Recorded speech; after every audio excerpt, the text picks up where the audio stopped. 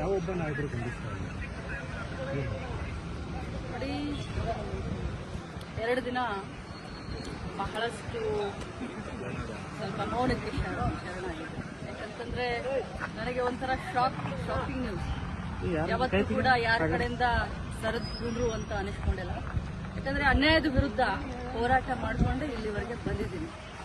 ನನ್ನ ಕರಿಯರ್ ಏನು red carpet ಏನಿಲ್ಲ. 26 ವರ್ಷ ಸಂಘರ್ಷ ಮಾಡಿ ಈ ಮಟ್ಟಕ್ಕೆ ಬಂದಿದ್ದೀನಿ. ಆದರೆ ಬಿಜೆಪಿಯ ಎಲ್ಲ ನಾಯಕರನ್ನ ನೋಡಿದ್ರೆ ನನಗೆ ನಿಜವಾಗ್ಲೂ ಒಂದ್ ಕಡೆ ಅವ್ರ ಬಗ್ಗೆ ಮರುಕುಟ್ಟುತ್ತೆ. ಇನ್ನೊಮ್ಮೆ ಹೇಳಬೇಕು ಅಂದ್ರೆ ನಾಚಿಕೆ ಆಗುತ್ತೆ. ಯಾಕಂತಂದ್ರೆ ಯಡಿಯೂರಪ್ಪಾಜಿಯವರ ಮಗ ವಿಜಯ ಅಂತ, ಆರ್ ಅಶೋಕ್ ಅವರು, ನಮ್ಮ ಸಮಾಜದ ಹಿರಿಯ ಮುಖಂಡರಾದಂಥ ಯತ್ನಾಳ್ ಅವರು, ಬೆಲ್ಲದವರು, ಇವರು ಎಲ್ಲರೂ ಒಬ್ಬ ಮಹಿಳೆಯನ್ನ ಅಸಹ್ಯ ಮಾಡಿದಂತ ವ್ಯಕ್ತಿಗೆ ಇವತ್ತು ಸಪೋರ್ಟ್ ಮಾಡೋದನ್ನ ನೋಡಿದ್ರೆ ಒಮ್ಮೆ ಮರಗು ಬರುತ್ತೆ. ರಾಜಕಾರಣಕ್ಕೋಸ್ಕರ, ತಮ್ಮ ಪಕ್ಷಕ್ಕೋಸ್ಕರ ಬಾಯಿ ತೆಗೆದ್ರೆ ರಾಮ ರಾಮ ರಾಮ ಅಂತ ಹೇಳುವಂತ ಬಿಜೆಪಿಗೆ ಇವತ್ತು ನಾಚಿಕೆ ಆಗಬೇಕು. ಹೇಳಿದ್ದು ಅವರು, ಅನಿಸ್ಕೊಂಡವಳು ನಾನು. ಇವತ್ತು ಇಡೀ ರಾಜ್ಯದಲ್ಲಿ ಹಾರ ತುರಾಯಿ ಹಾಕಿ ವೈಭವೀಕರಣ ಮಾಡಿಸ್ಕೊಳ್ತಾ ಇದ್ದಾರೆ ಸಿ.ಟಿ. ರವಿ ಅವರು. ಅವರಿಗೆ ಆತ್ಮ ಸಾಕ್ಷಿ ಅಂತ ಏನಾದ್ರೂ ಇದ್ರೆ, ಅವರು ತಾಯಿಯ ಮಗ ಆಗಿದ್ರೆ, ಅವರ ಹೆಂಡತಿ ಇದ್ರೆ ಅವ್ರಿಗಾದ್ರೂ ಅಟ್ಲೀಸ್ಟ್ ಹೇಳಬೇಕು. ಅವರಿಗೆ ಅಪರಾಧಿ ಭಾವನೆ ಕಾಡ್ತಾ ಇದೆ. ಆದ್ರೆ ಒಂದು ಮಾತನ್ನ ತಮ್ಮ ಮುಖಾಂತರ ಹೇಳಲಿಕ್ಕೆ ಬಯಸ್ತೇನೆ.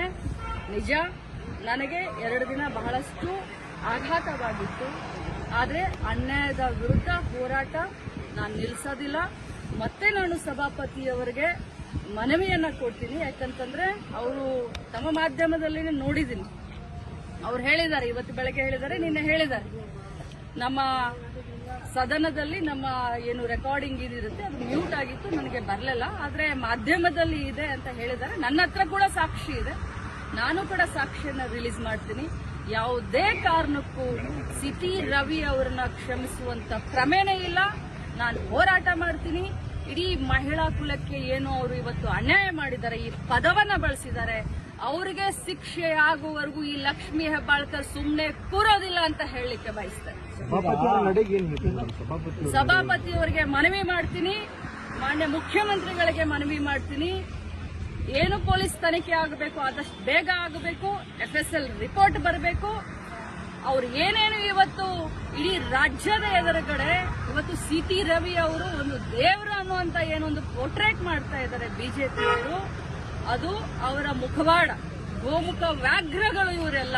ಒಬ್ಬ ಮಹಿಳೆಯನ್ನ ಒಂದು ಸದನದಲ್ಲಿ ಈ ಮಟ್ಟಕ್ಕೆ ಮಾತಾಡಿದ್ರೆ ಅದನ್ನ ಅವರ ಬೆನ್ನಿಗೆ ನಿಂತ್ಕೊಳ್ತಾರೆ, ಪ್ರಶಂಸೆ ಮಾಡ್ತಾರೆ. ಯಾರಾದ್ರೂ ಒಬ್ರು ಅದನ್ನ ಖಂಡನೆ ಮಾಡಿದ್ರ? ಒಬ್ರು ಯಾರಾದ್ರೂ ಅದನ್ನ ಕ್ಷಮೆ ಕೇಳಿದ್ರ? ಉಲ್ಟಾ ಚೋರ್ ಕೊತ್ವಾಲ್ ಕೋ ಡಾಟೆ ಅಂತ ಹೇಳೋ ಹಾಗೆ ಊರೂರಿಗೆ ನಿಲ್ಸಿ ಇವ್ರು ಮೆರವಣಿಗೆ ಮಾಡ್ಕೊಳ್ತಾರ? ಏನಾಗಿದೆ ಅವ್ರಿಗೆ ಗಾಯ? ಎಷ್ಟಾಗಿದೆ ಗಾಯ? ಎಷ್ಟು ಹೊಲಿಗೆ ಬಿದ್ದಿದಾವೆ ಅವ್ರಿಗೆ? ಪಟ್ಟಿ ಸುತ್ಕೊಳ್ತಾರ?